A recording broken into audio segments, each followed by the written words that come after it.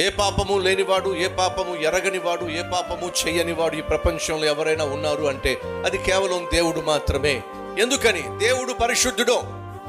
అర్థమవుతుందా? దేవుడు పరిశుద్ధుడు.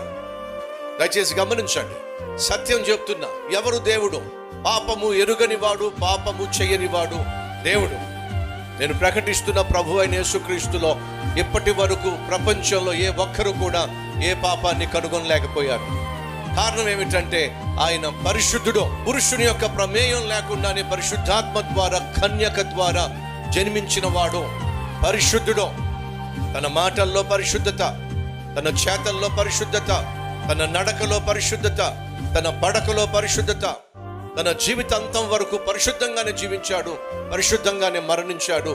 ఆయన పరిశుద్ధుడు, పరిశుద్ధుడు, పరిశుద్ధుడు అని కోటాను కోట్ల దూతలు నిత్యము పొగడుతూ ఆయనను మహిమపరుస్తున్నట్టుగా బైబిల్ సెలవిస్తూ ఉంది. నిజమైన దేవుడు ఎవరు? సత్యం ఏమిటి? నిజమైన దేవుడు పరిశుద్ధుడు. అనగా చచ్చిపోయిన వాడిని బ్రతికించాలనుకున్నప్పుడు యేసుక్రీస్తు బ్రతికించగలిగాడు. కారణం తెలుసా? సర్వశక్తి కలిగిన వాడు కాబట్టి. సముద్రాన్ని శాసించి ఎగసిపడుతున్న సముద్రాన్ని శాంతించో అని యేసు చెప్పిన వెంటనే ఎగసి పడుతున్న గలిలయ సముద్రము ఒక్కసారిగా శాంతించింది. కారణం తెలుసా?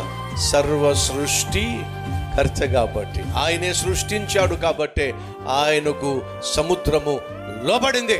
సర్వశక్తి కలిగిన వాడు కాబట్టే ఈ భూమి మీద ఆశ్చర్య కార్యాలు చేశాడు.